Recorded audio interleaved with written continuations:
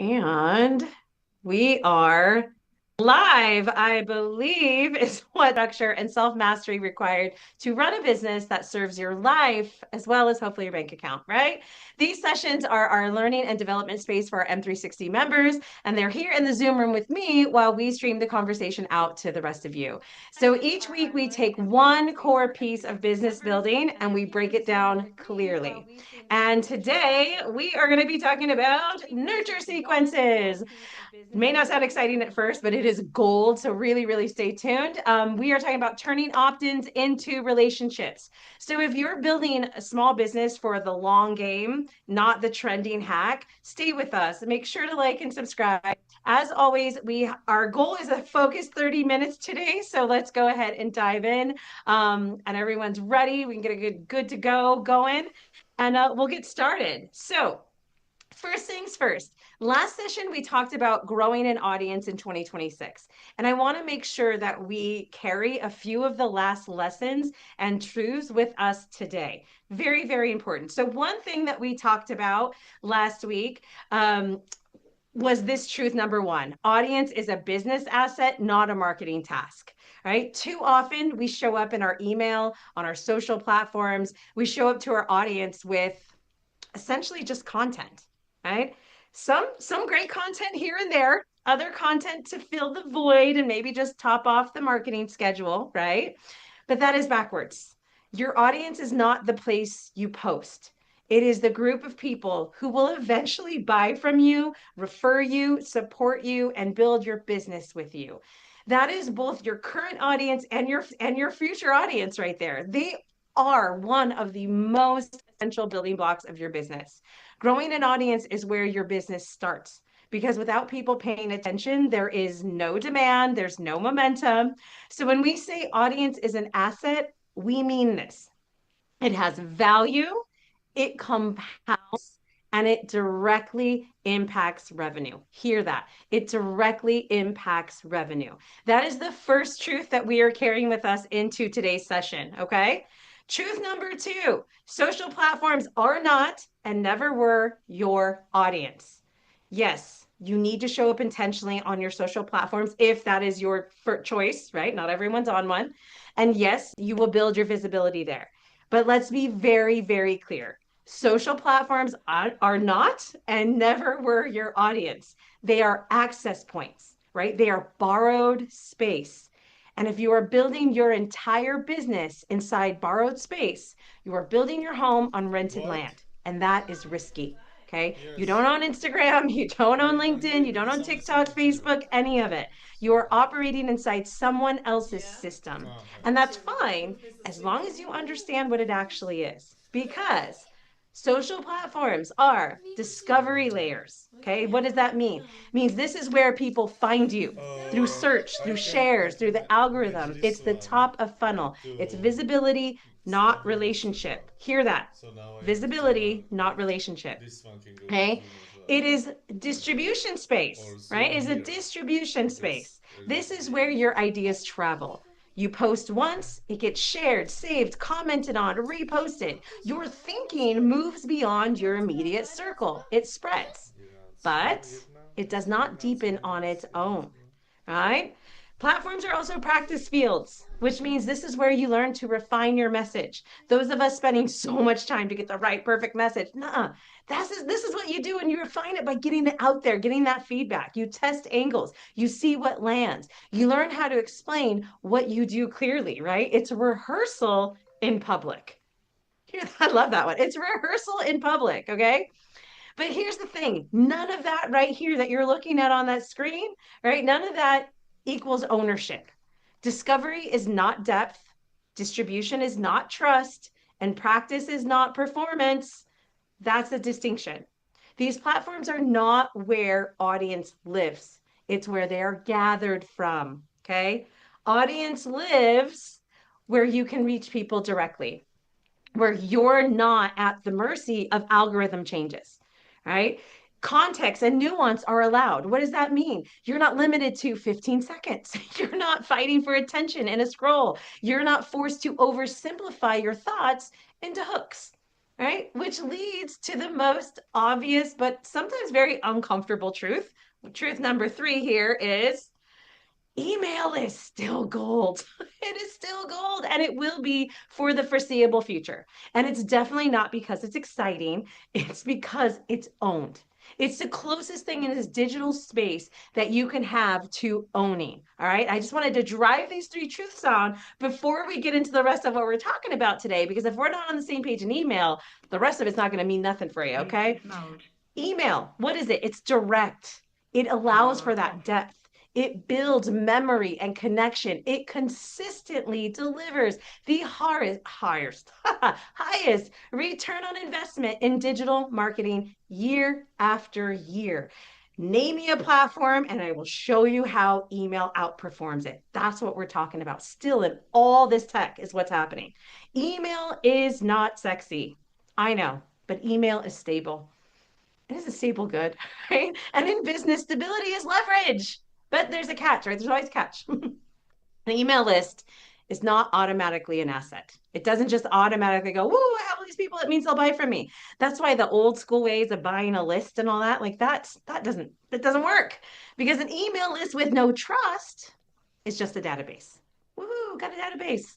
So the real question is not, should I build an email list? It's not the question. The answer is yes. The real question is, how do we turn that list into a relationship? How do we turn that list into a relationship? And that's where nurture sequences come in. Dun, dun, dun. The nurture sequence. Before we get into the details of nurture sequences, which is where we're headed today. So stay tuned. We are going to get some nitty gritty and I'm going to give some examples that a lot of people said were so helpful. And so that's what I want to make sure you get. Let me break this down into some basic, simple human to human terms here. Okay. Nurture sequences are simply how we start relationships with care. That's it. It's how we start relationships with care. In real life, most of us, okay, I just have to preface that, do not walk into a room yelling at someone, marry me, right? Like, especially a room of strangers. That's not what we're doing here. We usually ask them for coffee first, right? Some sort of initial startup point to get to know you. So in business, that coffee is usually some kind of free value, right?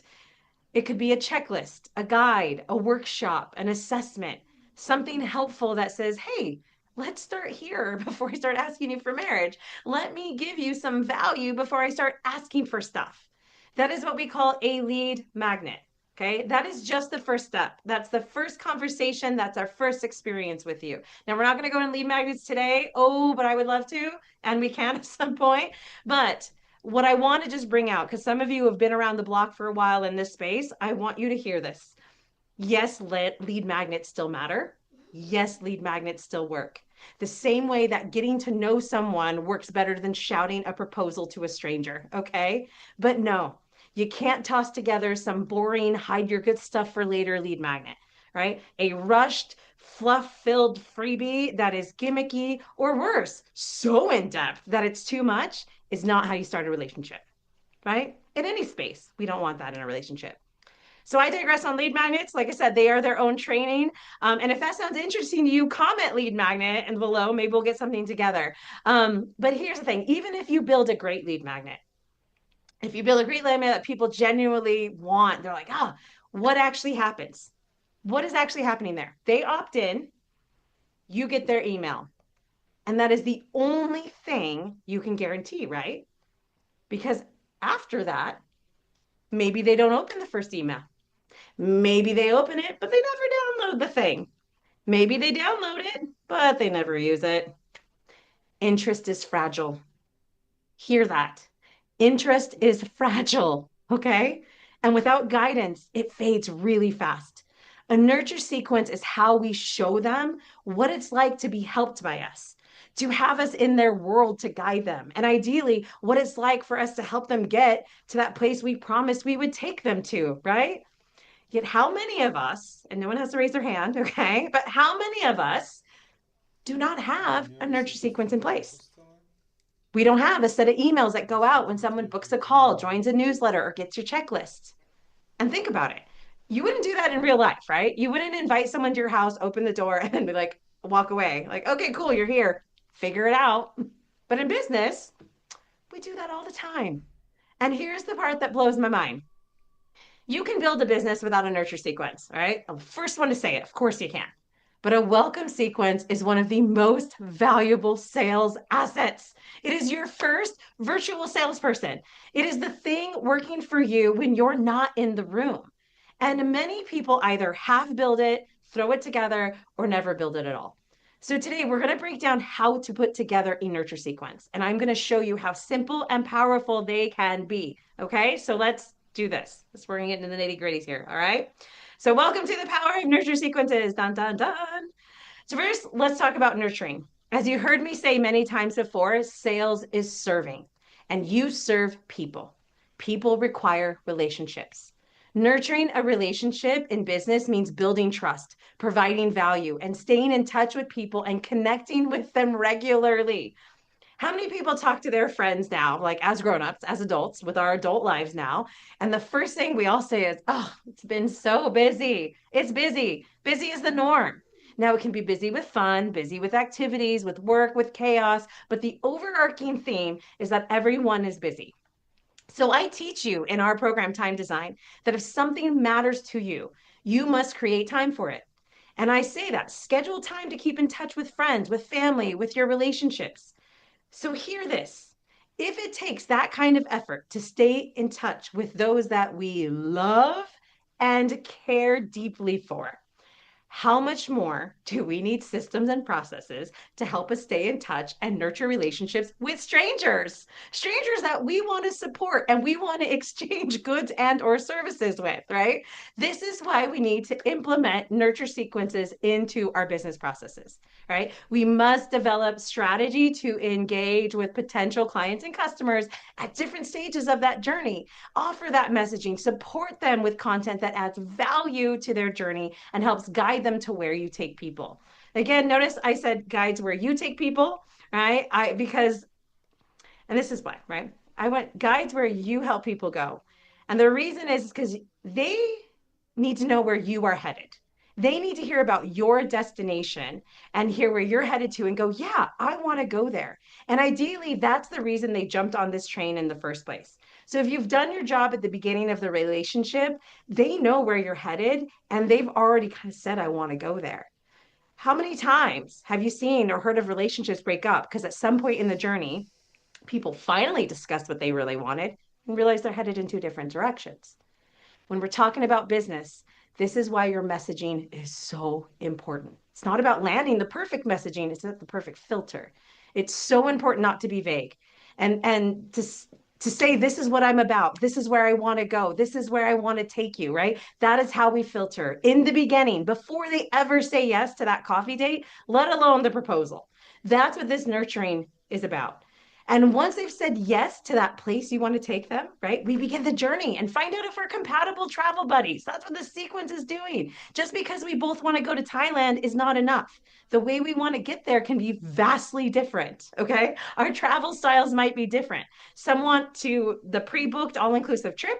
Some want to wing it the day they get there. Some want to take the luxury car. Some want to take the motorbike, right? So before we dive into building specific welcome nurture sequences, I want to talk about the journey that this looks like when you're going through your nurture sequence and your client journey. Okay, so real quick here, relationship kickstart. This is your timeline of what's typically happening, right? Just 5 quick stages here. First, in business, you have to be discovered. I mean, in anywhere, you have to be discovered, right? There has to be a way for someone to find out you exist. People don't just know you exist, right? So whether it's social media, referrals, billboards, TV interviews, podcasts, referrals, workshops, you are existing somewhere for someone to find out you exist. Got it? Everyone with me here? Okay. So the timeline is they have to discover you. Then they have to go, do I like you? Just because you exist is not an automatic win, right? So when they happen upon you, they decide quickly, hate it, love it, considering loving it. And based on that, they will, what's the next one? Give you a chance. This might happen with a like, a subscribe, follow, connect, willing to look you up later, or opting in for one of those free offers, right? The workshop, the ebook, the strategy call, the checklist, the assessment, whatever you have as your coffee date.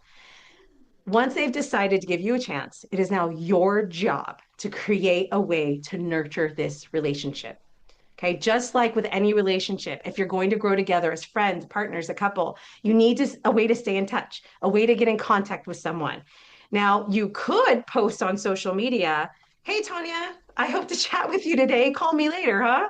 And we hope that Instagram doesn't change the rules or make you pay to put that post out. And also hope that it stands out in a sea of other posts. That's a lot of work. The easiest way is to choose a path that's more direct, right? And in business path, that is email. We've already established that email is, and as of now, will continue to be the most important spaces for communication. So let's get practical. Now that we're all on the same page, what do you actually send after someone opts in? Okay, we're going to get into that welcome nurture sequence right now. And the first step is that relationship. So, the Okay, welcome nurture understand. sequence is the red carpet laid out for your clients, right? It is an important tool, like we said, to have that strong relationship and new subscriber outcomes. The core components of a good welcome nurture sequence are emails that do the following five things. Okay. We're going to go through these five things, a few components, and I'll get some examples, and then we're wrapped up. Okay.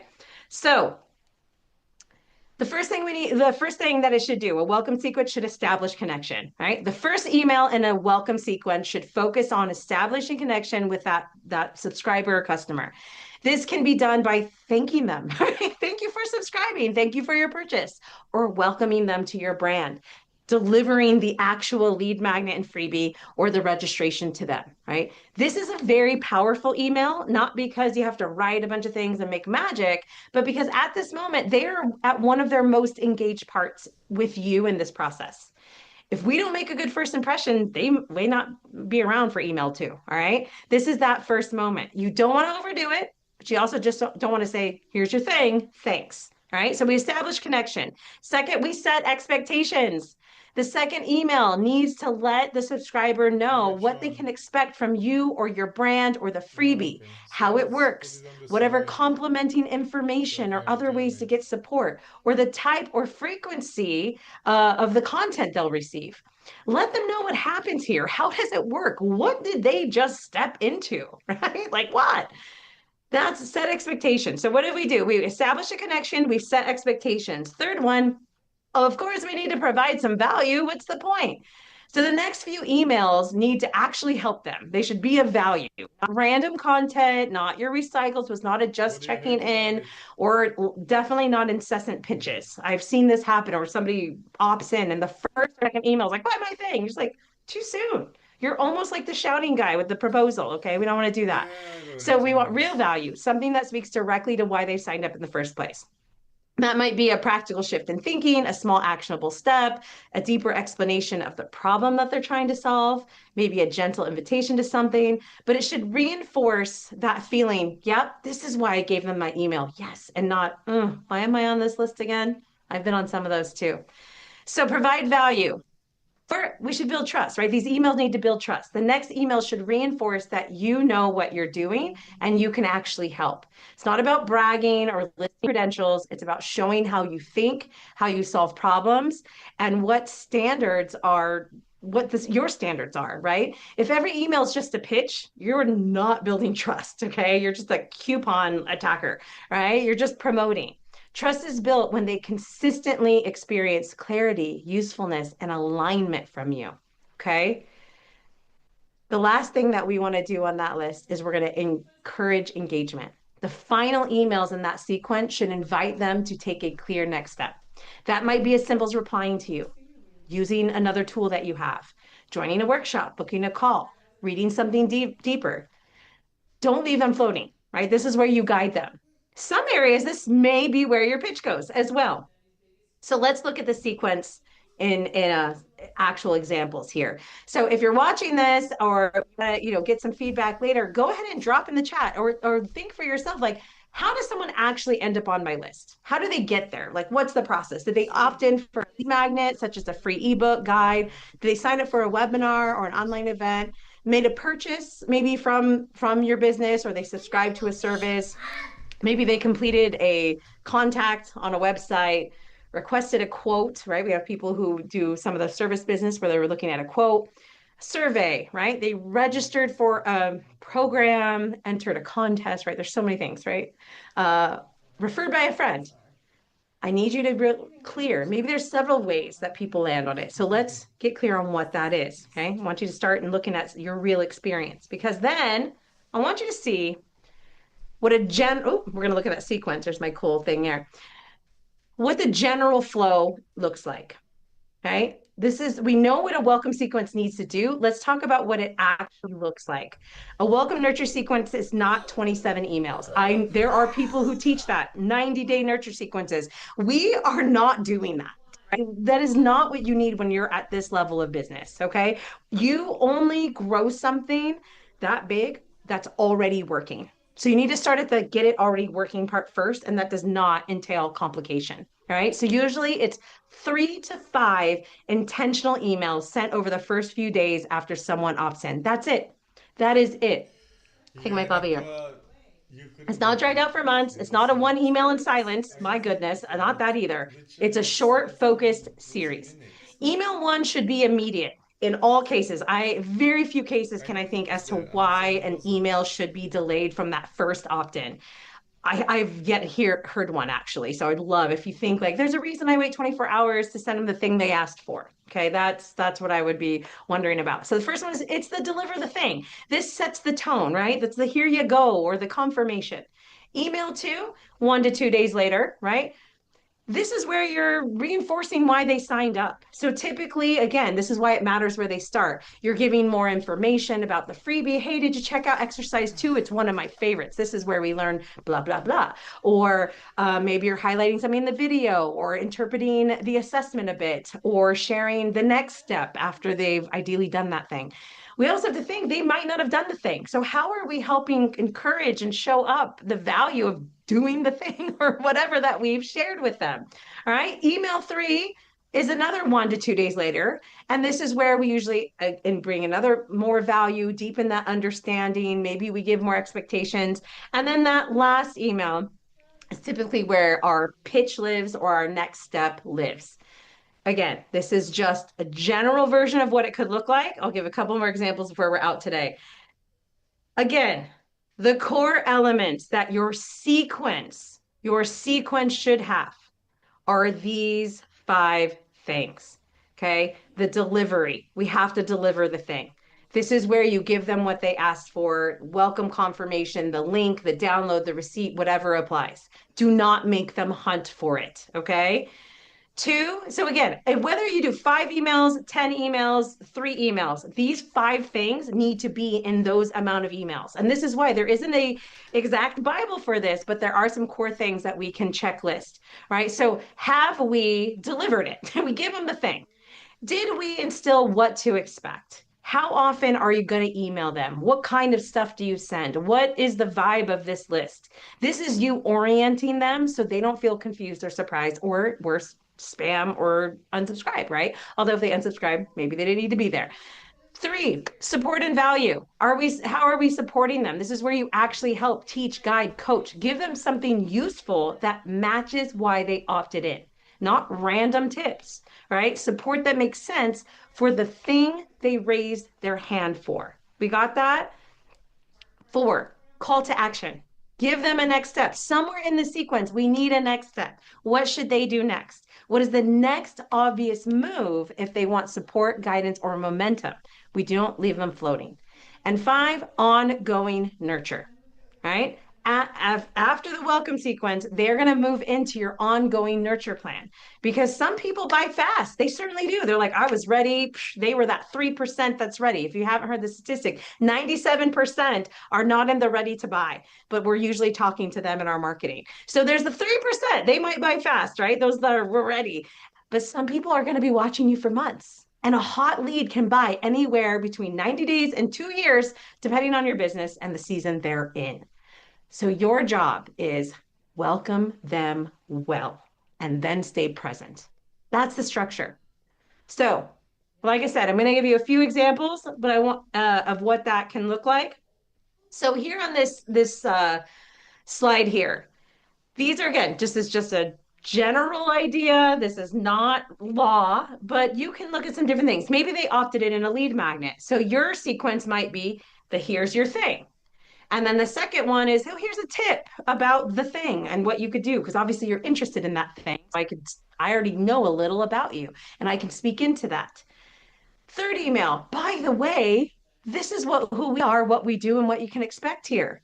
And then email four might be, hey, if you wanted to move further with that, here's a couple of next steps, or here's the next step, or here's the program, whatever it is, right?